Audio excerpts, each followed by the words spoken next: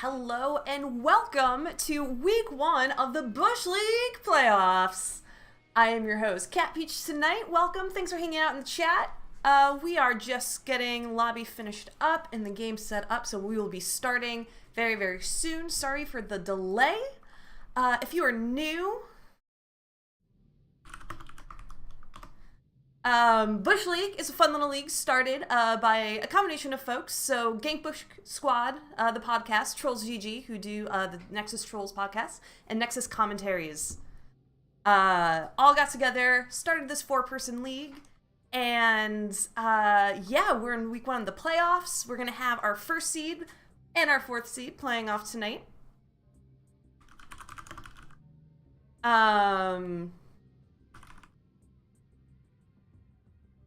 Give us 1 second, just getting the lobby all squared away. We had a player accidentally drop out. But we will be starting soon, so hope everyone having a swell evening.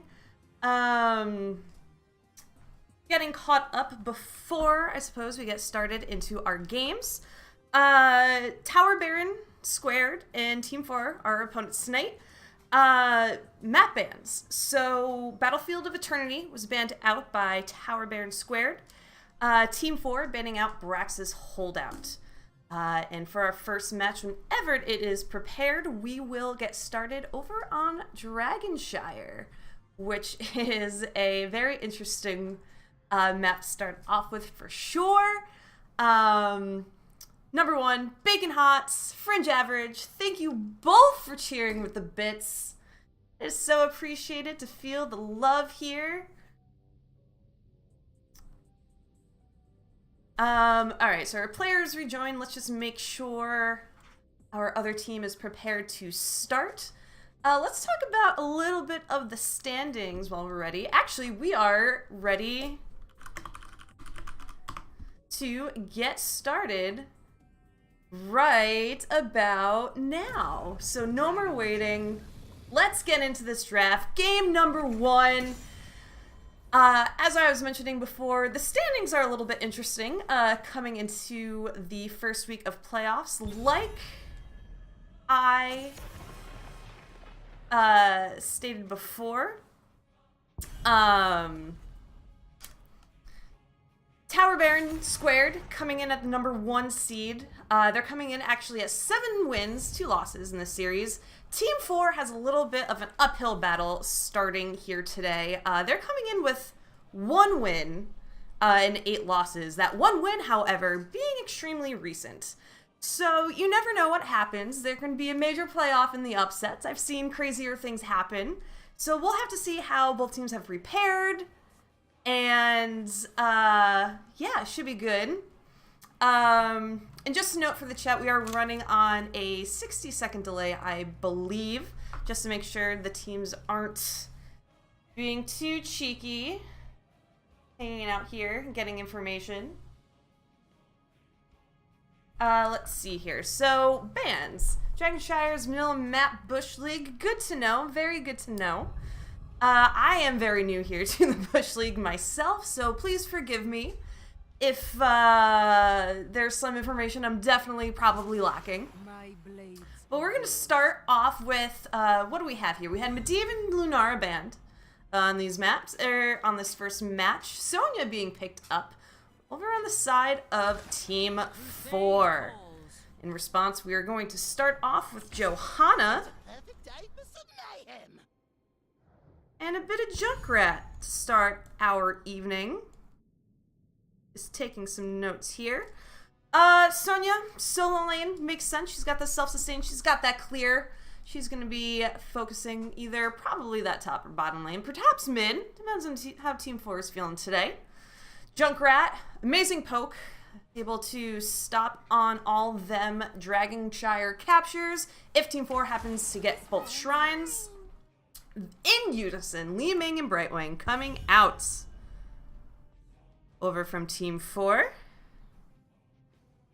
Brightwing, not necessarily a support you see very often these days in the game, but the mobility on this map can be extremely beneficial if played correctly. Being able to help out in a little bit of a fight over one of those shrines, even maybe popping over to the shrine, the dragon itself to capture it.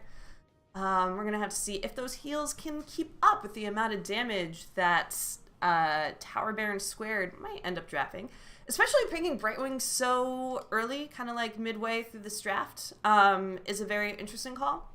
I feel like usually if you're going one of those off meta supports, picking maybe a little bit toward the end definitely allows you to play things up a bit, maybe catch your opponent by surprise. But these are the teams playing. I am not playing. I am definitely not good enough to be doing that. So I will trust the teams to know exactly what they're doing, have their strats prepared. Garrosh and Stukov bans, which surprisingly I feel like are usually higher level bans. Stukov is definitely one of the stronger supports in the game right now. That silence area is just so crucial and can be a big turning point for a lot of team fights. And so watching out for that silence, definitely something not that Team 4 doesn't want to worry about. Garrosh with the flips. I'm actually a little bit surprised. I suppose they thought Team 4 might pick it up. It almost seemed like a really good Garrosh setup so far, though. If potentially you can flip the Brightwing into your team, I mean, that's one dead fairy dragon, I would say, given a little bit of that mobility slow. Grant us strength. We're going to have Malfurion picked up for support for TowerBarron², followed by a Tracer. Malfurion, Tracer pickup. Roots definitely helping Tracer find a target, although that poke that she has all through Dragon Gyre is going to be extremely annoying for Team 4 to deal with. Polymorph on Brightwing, able to deal with that a bit. And so what does Team 4 like counter this with? How much do they want to focus on that Tracer versus other aspects of this match? And we're going to get a little bit of surprise here. Alarak ETC coming out on the side of Team 4. Maybe they've been working on some interesting strats, trying to get a win here, get an upset in the first game of the playoffs. Alarak with a lot of displacement, not necessarily a hero we see come up very often in leagues or even in quick play, so maybe banking on their opponents not having as much experience dealing with that displacement for the High Lord. ETC Mosh, always pretty valuable, especially if you can land that on that Tracer. Allow your team to capitalize on that, get that Tracer out. That's just annoying. You don't have to deal with the rest of the fights. And there are so many of you cheering a bits right now. My goodness. Blemsy, Bacon, thank you both for those additional bits. Bringing up the end of this draft, we are going to have ourselves a Thrall. And I love Thrall. I am so glad Thrall is seemingly back into this meta. It is great.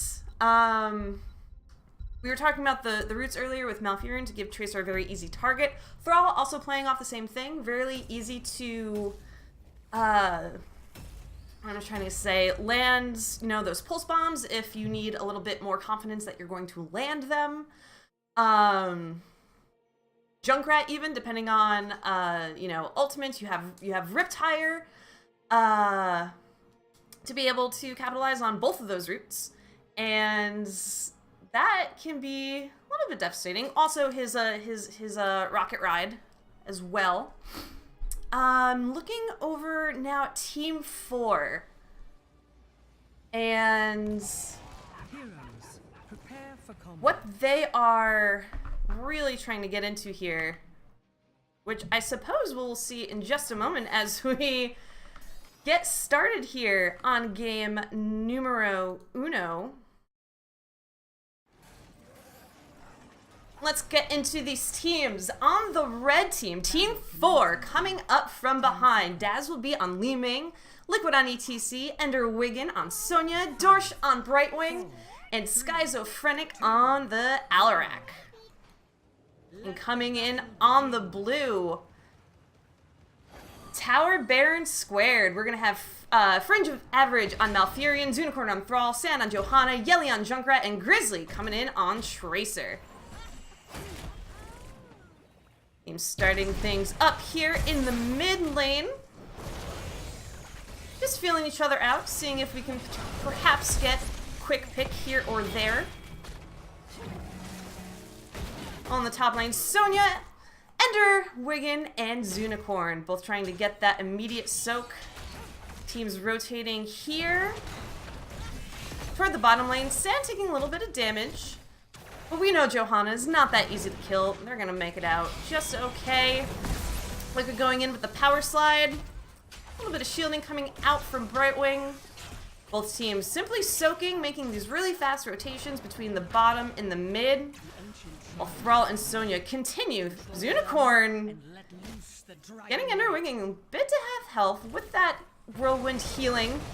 Shouldn't be too much of an issue. These rotations so far have been extremely on point from both teams, making sure they're capitalizing on that. Tracer! Grizzly! Almost having a really bad day right there, being able to recall right at the final second before being taken out. And that is what makes Tracer so annoying. You think you have the kill, and then suddenly you don't, and she's gone. And you're like, why? Why did this happen? Both shrines now captured for TowerBarron². Team 4 capturing this bottom shrine before anyone can get that first dragon. TowerBarron taking the opportunity to clean a bit of this lane before they necessarily have to go claim that shrine. Polymorph going out on Sand. Not much to capitalize on there, however. Thrall being very good in holding that top shrine away from Sonya for the time being. Gives TowerBarron a bit of a chance to simply soak, not necessarily push things a bit too much. Alarak hanging out here in mid. We're going to see this bottom shrine being highly contested by both teams. Pulse Bomb goes out on Liquid. Liquid's getting very low, ends up backing away. Gives himself a little heal. Brightwing, although the AoE damage has really been, you know, pretty good with her. She's getting buffed in a patch soon, so also keep an eye out for that. However, right now that is not the case. Keeping teams healthy with Brightwing can definitely be a challenge if you're not being careful. Sand trying to make something happen. Liquid getting the root, standing in front of his team, making sure no one else gets hurt. And Schizophrenic trying to make Fringe Average hurt a little bit. Sand, again, attempting to go in. Pulling out that hardened shield.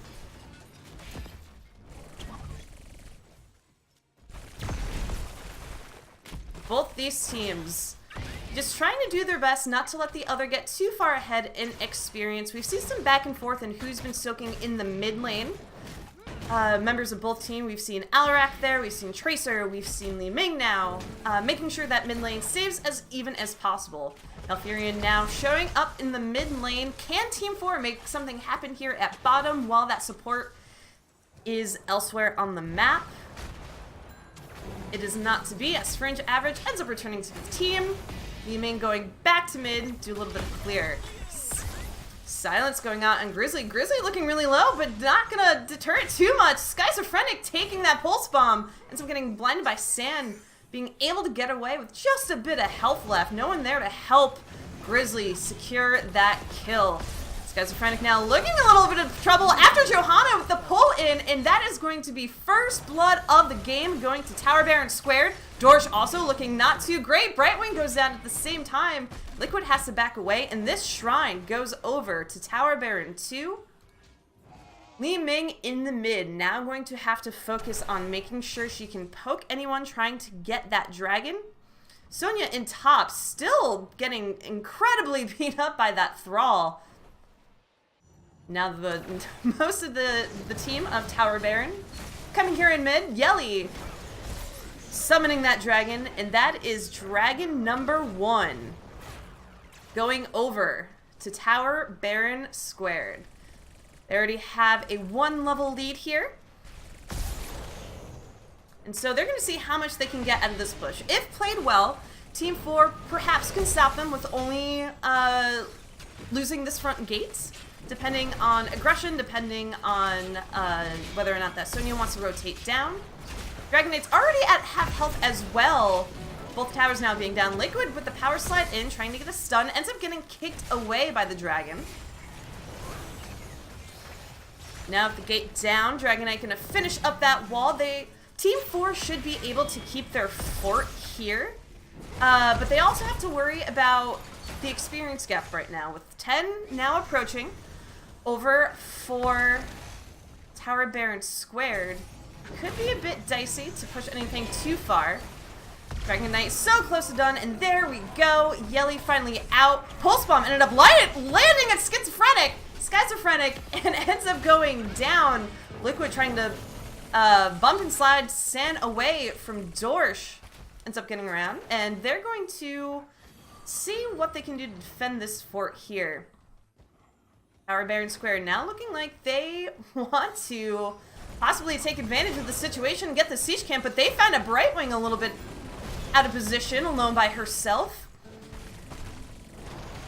And this should be no problem for them, grabbing this siege camp here. Stealing it away from Team 4. Now with level 10, there is nothing they can do to contest this right now.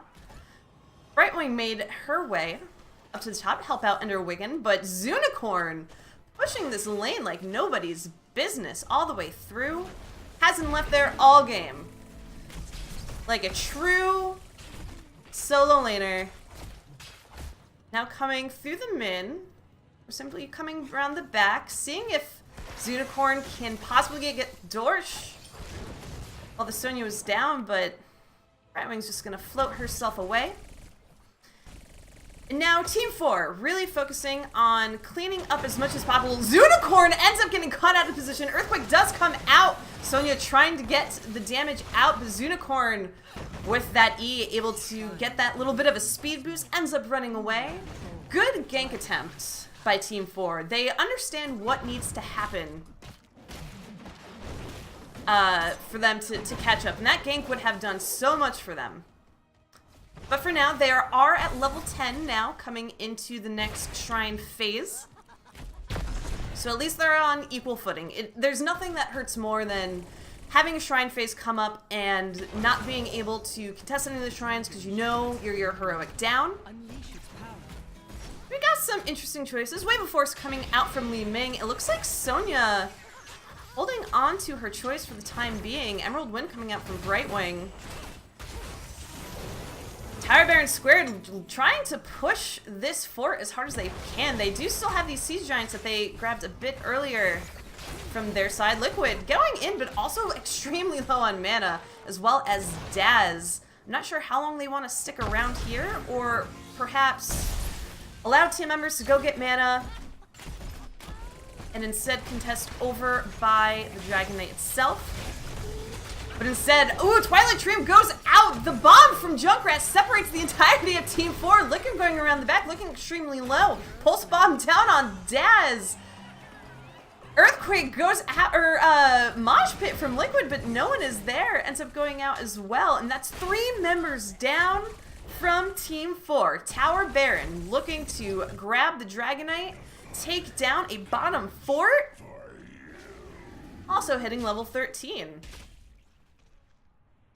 Very, very fantastic engage from them down at that bottom shrine.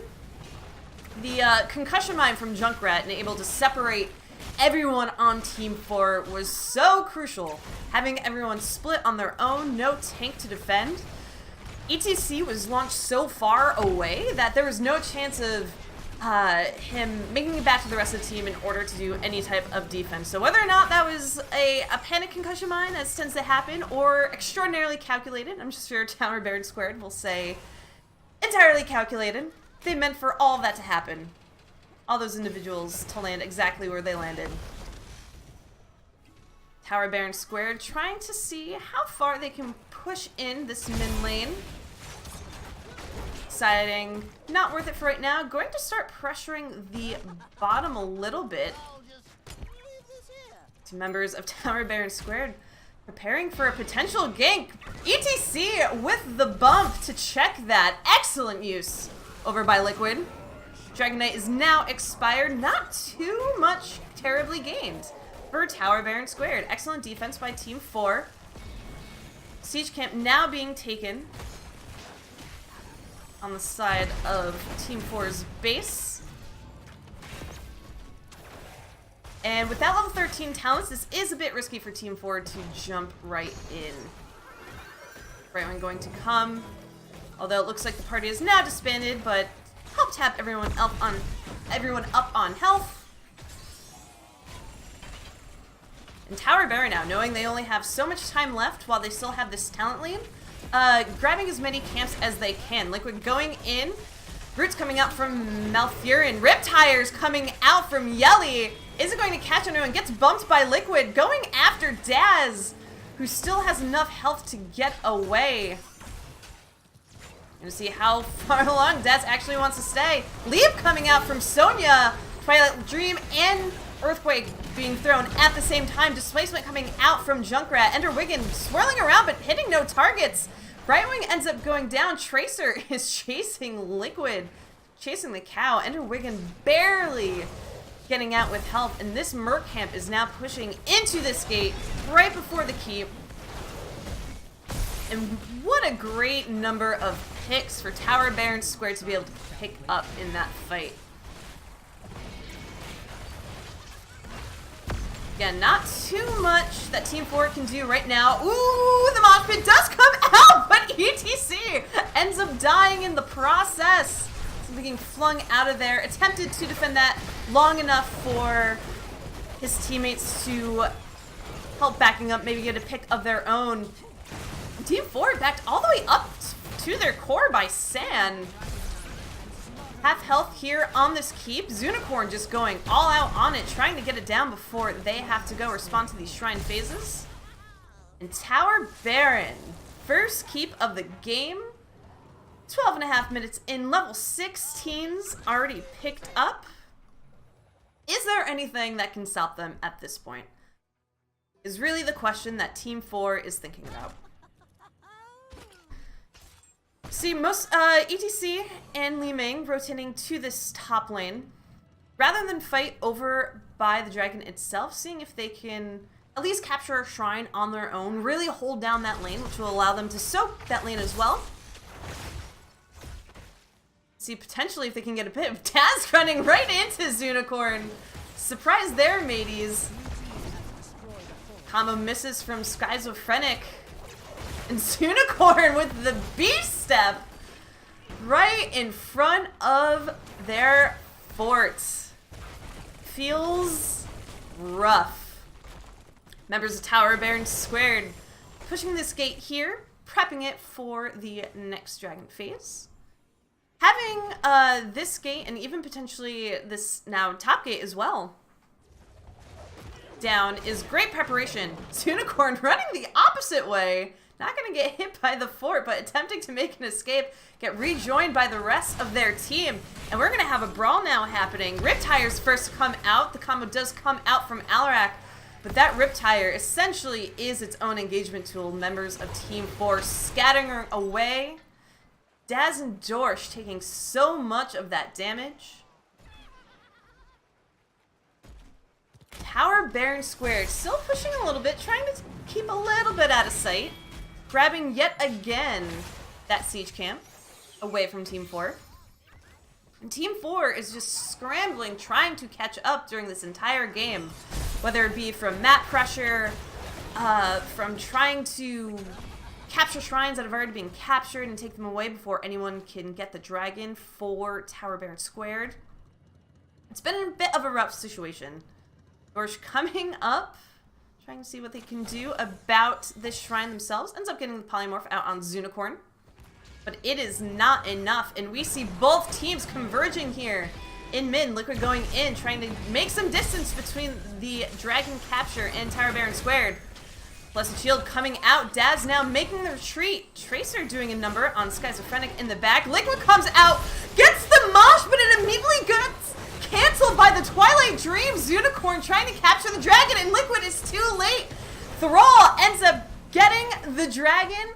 Sonya and ETC are down, and with that front line dead on the side of Team 4, TowerBarron² marching to this mid keep, hoping to take it down, potentially take game number 1 of this best of 3 series. Emerald Wind ends up deleting the Riptire. And with still 12 seconds left before ETC's back and 8 before Sonya, Thrall's in the Dragon Knight, now looking to focus on the core. Is there enough damage and enough health on the side of TowerBarron² to win this game? I'm thinking yes. Tracer getting the kill onto Brightwing, followed by the Alarak. The core is at 25% health, and that is going to be game number 1. Going over to TowerBarron². Showing off why they are, in fact, first seed right now in Bush League. Let's actually go back, look at some of these stats and talents real quick on this game. Li Ming, Daz doing so much work in that game. Not able to get the win, however. 13-0 for kills. The kill potential over on the side of TowerBarron² was just too strong.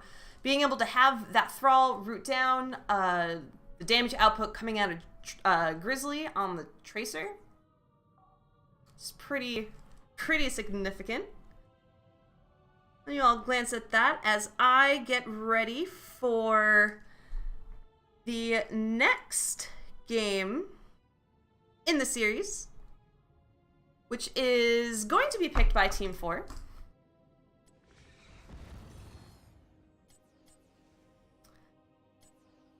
I know what the map is and you don't. Hee hee. Thanks again everyone for hanging out here in Bush League. I am again CatPeach. I am your host and caster for this evening. And we're just getting this set up, so forgive my silence for just a moment.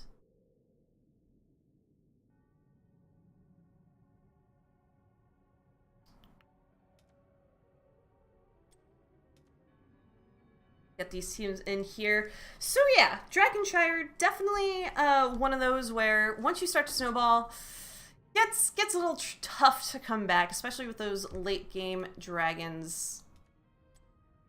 Swapping these teams around. And let's get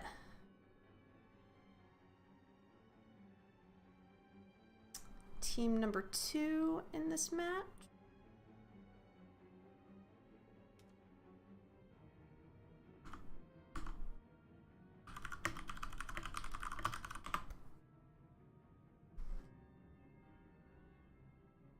I'm just getting my notes set up while these teams put themselves together. So yeah, highlights of that game. Again, that Riptire from Yelly during one of those shrine fights was so incredibly amazing. Like, I have not seen, or sorry, the concussion mine. The Riptire was earlier, helping Daz make a little bit of distance, but the concussion mine right in the shrine in order to explode the members of the enemy team all around that circular area. Because you have to watch out for those walls, right? And so the game's going to throw you on either side of those walls. And it ends up being very interesting. Let me get my score updated as well over here.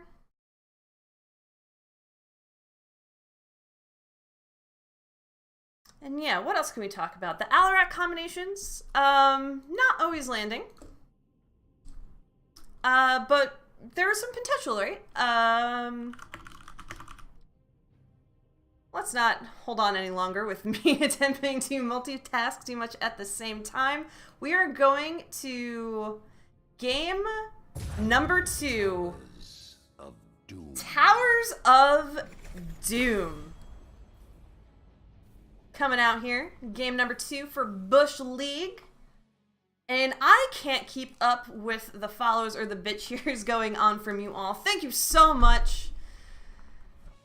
I can't even put into words how amazing you all are for being here and for those cheers and those follows. I appreciate you all. I appreciate these teams for doing what they're doing and setting up this league. I do believe there might have been a call for teams additionally to come in through Season 2. So if you would like to challenge any of these fine podcasters and personalities coming out to you from Bush League, you have your chance. Towers of Doom, though.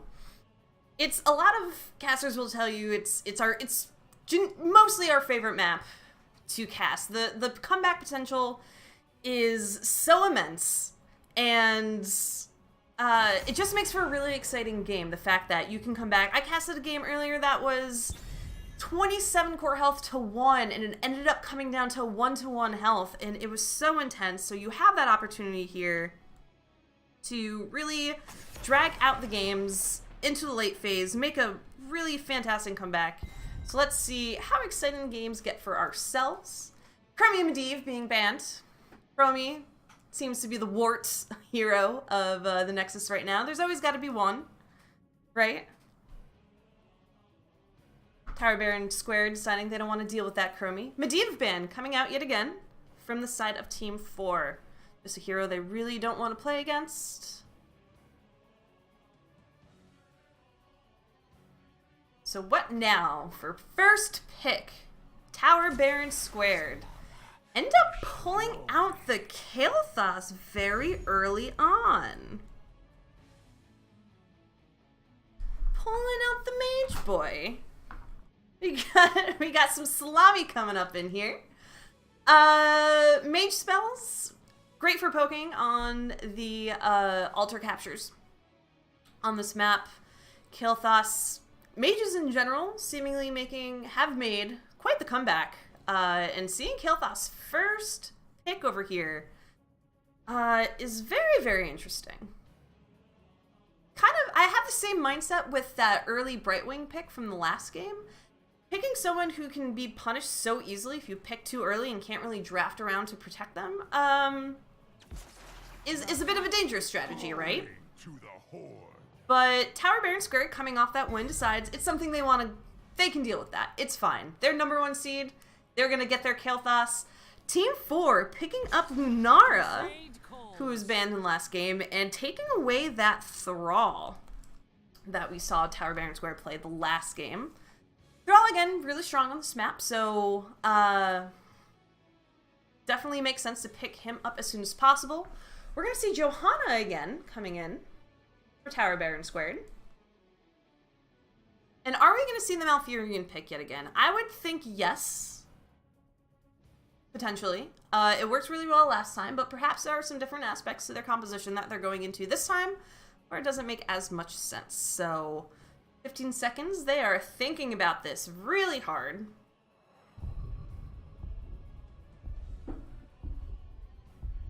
Perhaps they pick up the Stukov if they think they can play with that. Instead, going with Lucio. Pump up the jam. Let's break it down. We're going to have the beats bumping here in game number 2.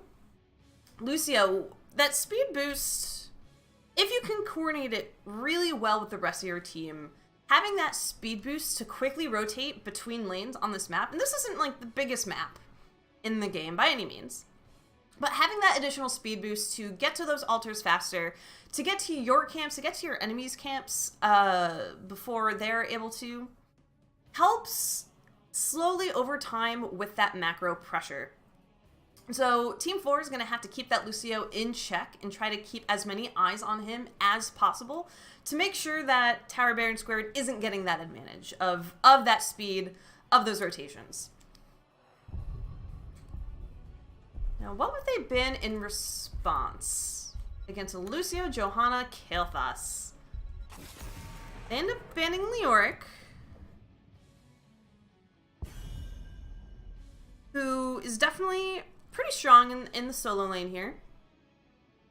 Not to mention, if you combine that with Entomb to help, depending on how many people you catch in there, spreading that living bomb from Kael'thas, can definitely be a bit tricky. Support and a warrior still needed for Team 4. Do we see another potential Garrosh ban? I'm gonna ban out Ariel.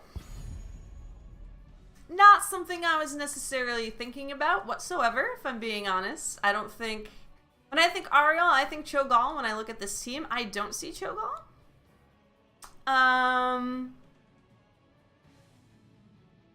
We have Ariel ban here.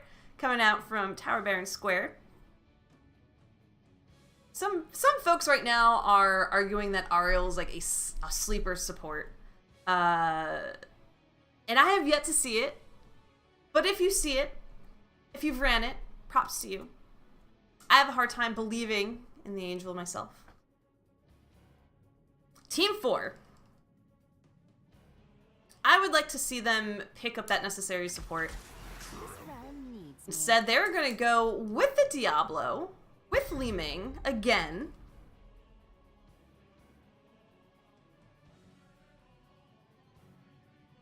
And I'm trying to think back to the last match with the Li Ming. Not as much poke potential that I had necessarily thought she would bring to the game. Perhaps this time around, with the positioning of Diablo, maybe that front line from Thrall as well, maybe having a bit more room, space, and opportunity. Take advantage of that. Need some kind of auto attack focus damage on the side of TowerBarron². As well as their solo lane.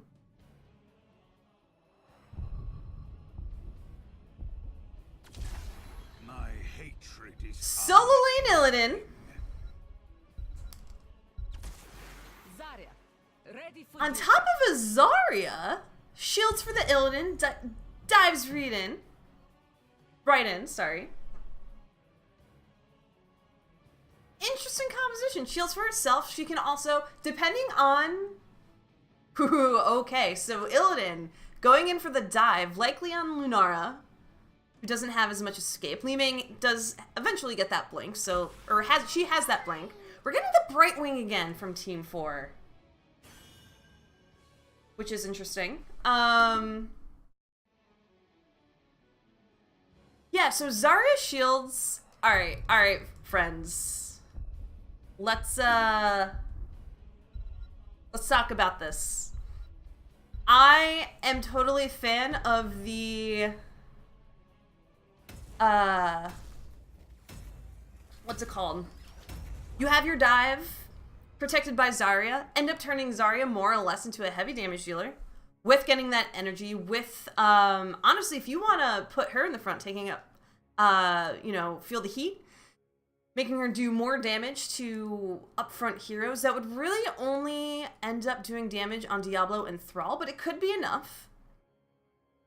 But I'm interested to see how that Zarya ends up playing into this game.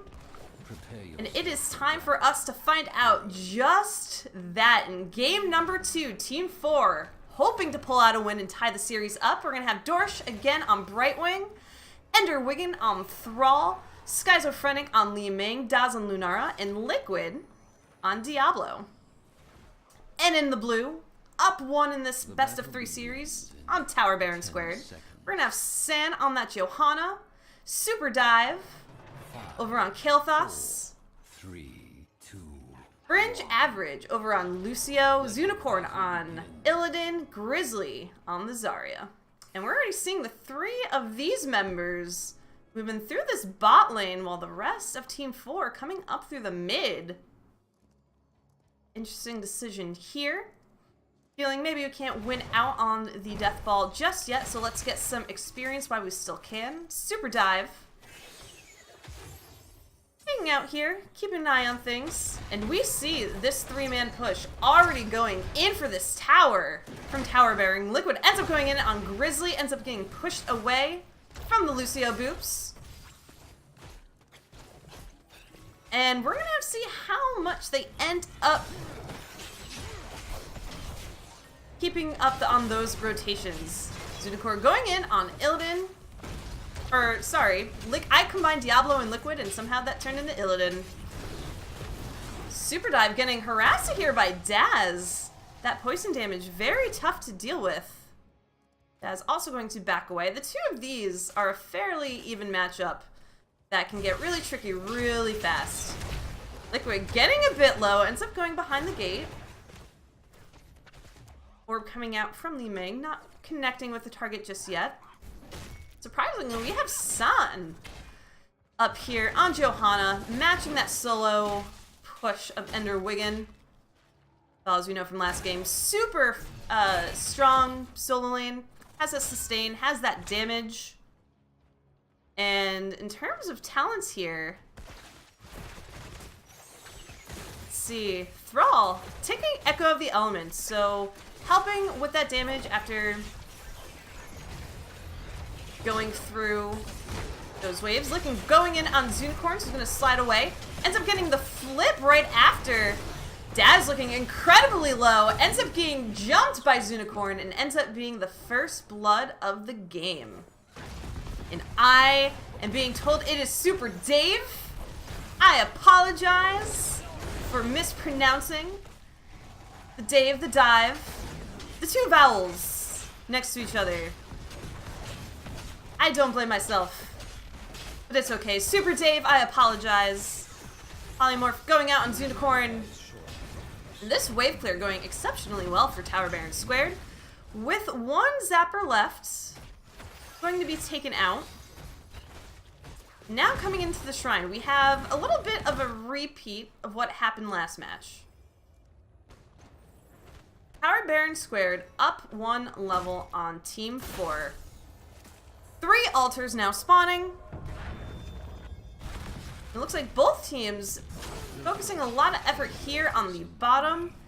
Looks like it's going to be a 1-for-1 trade here at the top, so we'll have to see who can rotate faster down to this bottom lane to capture this shrine. Fringe just skating around, being able to distract a little bit from channeling for Team 4. Liquid stuns Zunicorn into the wall, gets the flip. Daz getting incredibly low. Living Ball is on him. He ends up spreading it, trying to get away. Still ends up going down after it. Living Bomb explodes on one of their teammates. And that's gotta feel awful. You think you get away from it, you survive with 1 HP. And end up dying from the Living Bomb that you spread to your own teammate. It's gotta be rough. Liquid backing away. Let's check 52 in terms of souls for Diablo. Slowly getting up there. This lane, this top lane, pushed back incredibly well on the side of TowerBarron². Even against the lane master himself, Thrall. Schizophrenic ends up getting caught out of position, and 4 members TowerBarron² end up capitalizing on that. Li Ming goes down and now have their eyes set on this siege camp. Dorsch trying to keep eyes on the back, but Grizzly giving them a bit of a hard time. Limnod goes out onto Liquid, trying to get away, ends up being body blocked by the Zarya. Boop coming out from Lucio as well, and there's only so much Liquid's able to do. Ends up going down. And in 23 seconds, Diablo will be back in time for the shrine. Can he make his way to 1 in time is really the question with both of these spawning. Still 1 level lead for TowerBarron². Fringe average going in for the channel on the bottom. Members of Team 4 up here on top, doing their best. George trying to get the channel, ends up being interrupted by the grenade from Grizzly. Liquid going in deep onto Grizzly, trying to get the stun. Zunicorn going on back to Daz, ends up getting the shield, but also ends up getting Polymorph. Health bars on Team 4 looking incredibly low. Daz unable to make it out. Diablo to follow on the deaths, and now Dorsch attempting to get away. Polymorph did come out, and Dorsch hardly being able to glide away and makes it to safety. Fringe average trying to get the channel. Schizophrenic though with the orb ends up stalling a bit more time. Ender Wiggin as well although they're getting incredibly low, are not able to continue contesting this. And that is it for the stall. Like all the others. Level 10 about to hit for TowerBarron². Which puts Team 4 yet again, level 8 to level 10. We saw last game, putting them a bit on the back foot. We're gonna have to see how much they're able to soak before the next shrine phase. Very safe boss play coming out from TowerBarron². They know they have the ultimate advantage. Ender Wiggin ends up coming around, getting harassed a bit by Stan. With that boss still being worked on, none of the members of Team 4 seem to be able to do anything about it. Boss comes out. Whisper Vision on that boss seems a little bit too late, but hide it in the bush, save it for later. And now, this is another one of those moments like last game where, hold on a minute, Daz again trying to leap away, incredibly slow. Brightwing can't get there in time. Daz ends up going down for it. Brightwing can phase shift. Sorry, ends up making a little bit of space there. So this is another one of those moments where Team 4, they really need to do their best to find themselves in a position where they can take a breath. Li Ming ends up going down, chased by TowerBarron², who now have their eyes set on getting this bell tower here in mid. And once the bell towers start going, it gets really difficult to catch up from there. You're now constantly babysitting one of those bell towers, trying to claim it back, which gives your opponent the opportunity to grab another one in another lane, grab a different set of objectives that you then have to respond to later on.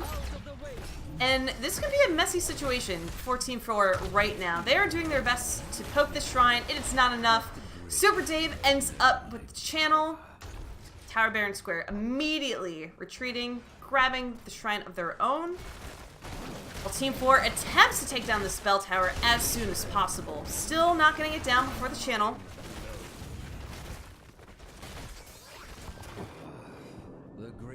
And we're now looking at what's soon to be, I think, a level and a half level lead for TowerBarron. We're gonna grab this siege camp. We're gonna see how far into 13 they can get before Team 4 is able to get close to 13 themselves. And again, so they were able to get down that middle bell tower. They were able to get that back.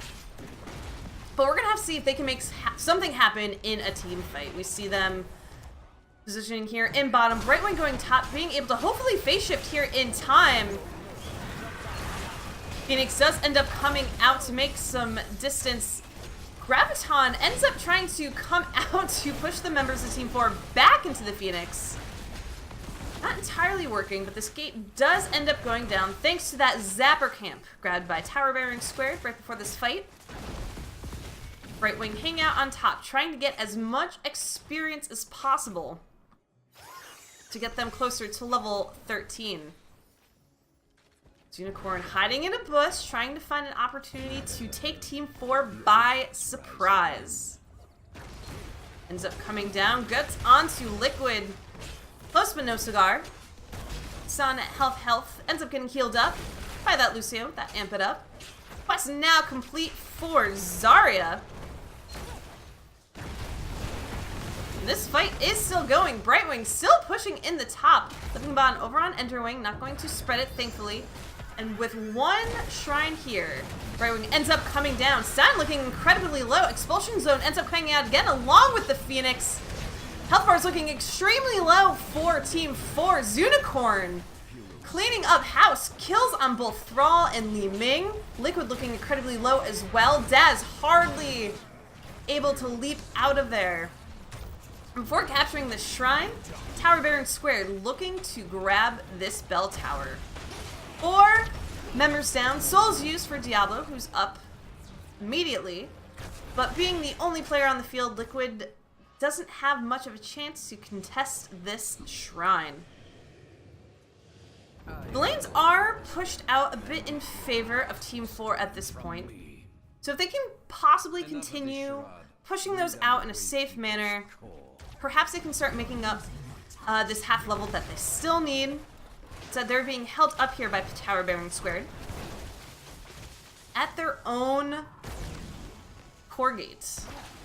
No zappers to push, but essentially TowerBarron's keeping them hostage right here, right? Team 4 can't just like walk into this. Not only will they get damaged by the bell tower, but now having 13 is a bit more of a fair fight, but still 2 levels down. And so it's not the easiest fight for them to be able to take, and so they are unable to move. They can go back into their base and try for another lane. TowerBarron² gonna grab that siege camp to help with that push, and this is now the worst case scenario for this lane, right? Them coming out from Johanna makes quick work of Liquid, who goes down. And these 3 zappers are now pushing to do direct shots onto the core of Team 4, who currently have a 9 level core health compared to 32. And that is 2 shots going out, 3 shots, mind you. 6 core health, and now with 3 shrines about to activate, 5 hits per shrine. TowerBarron² needs 2 of these in order to win this game. They're about to hit level 16, which is going to make it incredibly rough for Team 4 to contest these. Brightwing was soaking as much as her little heart could in order to try to get to 16 as close as possible. TowerBarron², Super Dave, starting to channel this bottom. And that's 2 shrines grabbed for Team 4. So they have themselves a little bit of life left. But not much if they don't do anything about these zappers in the bottom. Li Ming doing what she can, but she is so low health that she can't really do much. And they're going to have to clear these incredibly fast. If only one of them gets through, that is game over for Team 4. Disintegrate does end up coming out along with Lightning Breath in order to make sure none of those zappers end up getting through. And that is 2 ultimate burns to save that 1 core health. It should be back up before the next shrine phase. TowerBarron², however, looking at boss, and they're chunking through it quickly. The members of Team 4 are caught onto it, are coming up. Phoenix goes down as a prepared measure, but that is the final shots going over to TowerBarron², and that will be 2-0. TowerBarron², number 1 seed, winning their first step here in the playoffs for Bush League. I apologize. I need a bit of water. It's been a while since I've solo cast. My throat's a little rough. And again, there were some good efforts there from Team 4 to try to turn things around, but it's, you know, Towers of Doom, as much as you can make a comeback, once you start losing bell towers and have to focus taking those down before going to objectives, and then going to objectives before dealing with camps, it gets really, really tricky to come back from. But they did the best they could. That Zarya-Ilding combination, a bit tough to deal with. But GG's to both teams. Well played. Congratulations to TowerBarron² for their win, being able to continue in the Bush League playoffs. And looking at the schedule real fast, June 11th, we're going to have FTBRG facing off against Please Don't Ban Diablo, 9 p.m. Eastern.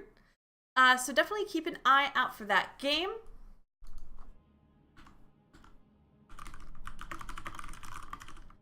And yeah, I think that's all we really have to say about that.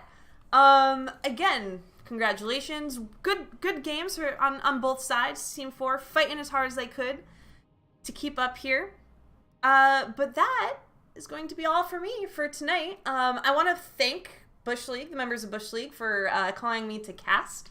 I'm filling in for another individual who unfortunately was scheduled and couldn't end up making it, and so I was called in, caught up real quick on what was going on here, And this is a really fantastic effort. I love being able to see these personalities from these podcasts and these streams that you see on Twitch all come together for some good fun between them. So best of luck to them for the rest of this league, and also for next season. And again, thank you for everyone who came to hang out with the bit cheers, with the follows. I really appreciate it. I am CatPeach. I stream here sometimes. I usually rant about Probius, which I did not do at all during this stream, and I am entirely upset with myself. I cast a lot for Nexus Gaming Series, so you can find me over there.